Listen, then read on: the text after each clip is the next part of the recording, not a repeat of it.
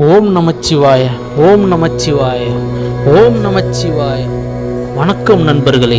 இன்று நாம் பார்க்க போகும் திருத்தலம் மிகவும் சிறப்புமிக்க ஸ்ரீ சந்திர சூடேஸ்வரர் திருக்கோயில். இந்த திருக்கோயில் தமிழ்நாட்டில் சென்னை அருகில் உள்ள கோவிலஞ்சேரி கிராமத்தில் அமைந்துள்ளது. மேடவாக்கத்திலிருந்து மாம்பாக்கம் செல்லும் வழியில் சுமார் 6 கிலோமீட்டர் தொலைவில் இயற்கை சூழலில் அமைந்துள்ள அருமையான சிவத்தலம் இது. இங்கு பிரதான மூர்த்தி ஸ்ரீ சந்திர சூடேஸ்வரர், அவருடன் அருள்பாலிக்கும் அம்மன் ஸ்ரீ வடிவாம்பிகை. இந்த திருக்கோயில் சாதாரண சிவன் கோயில் இல்லாமல் மிகப்பெரிய ஆன்மீக முக்கியத்துவம் கொண்ட 1100 வருடங்கள் பழமையான திருக்கோயில். இந்த கோயிலில் சிறப்பு என்ன தெரியுமா? சந்திரன் என்றால் நிலா. தனது தோஷங்களை நீக்கிக் கொள்ள இங்கு சிவனை வழிபட்டதாக புராணங்களில் சொல்லப்படுகிறது. அதனால்தான் இங்கு உள்ள சிவபெருமான் சந்திர சூடேஸ்வரர் என்று அழைக்கப்படுகிறார்.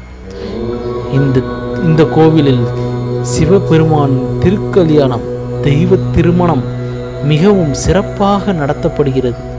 இது என்ன அர்த்தம் தெரியுமா? சிவனும் சக்தியும் ஒன்றாகும் தருணம், அதாவது பிரபஞ்சத்தின் சமநிலை உருவாகும் பெரும் தெய்வீக நிகழ்வு. திருமண தடை உள்ளவர்கள், தாமதமாக திருமணம் ஆகுபவர்கள் இந்த கோவிலுக்கு வந்து மனமாற பிரார்த்தனை செய்தால் விரைவில் நல்ல செய்தி கிடைக்கும் என்று நம்பப்படுகிறது. இங்கு நடைபெறும் கல்யாண உற்சவத்தில் பங்கேற்கும் பக்தர்கள் தங்கள் வாழ்க்கையில் சாந்தியும் செழிப்பும் பெறுவார்கள். கோவில் அமைப்பு பற்றி சொன்னால், இந்த கோவில் அமைதியான சூழலில் மிகவும் சுத்தமாக பராமரிக்கப்பட்டு வருகிறது.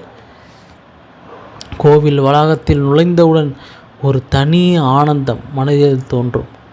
சிவலிங்கம் மிகவும் அழகாகவும் ஆராதனையாகவும் உள்ளது. அம்மன் சன்னதி அருளால் நிரம்பி உள்ளது. தினமும் நடைபெறும் பூஜைகள் மற்றும் சிறப்பு நாட்களில் நடைபெறும் அபிஷேகங்கள் பார்க்க மிகவும் ஆனந்தமாயிருக்கும். குறிப்பாக பௌர்ணமி நாளில் இங்கு வழிபாடு செய்தால் சந்திர தோஷம் நீங்கும் என்ற பக்தர்கள் நம்புகிறார்கள். இந்த கோவிலுக்கு ஒரு முறை வந்தாலே மன அமைதி கிடைக்கும். மீண்டும் மீண்டும் வர வேண்டும் என்ற எண்ணம் உண்டாகும். நீங்கள் சென்னையின் அருகில் இருந்தால் இந்த கோவிலை மிகவும் தவறாமல் ஒரு முறை வந்து தரிசிக்கவும். இறைவனால் அருளால் உங்கள் வாழ்க்கையில் எல்லா பிரச்சனைகளும் தீர்ந்து நல்ல நாட்கள் ஆரம்பமாகட்டும்.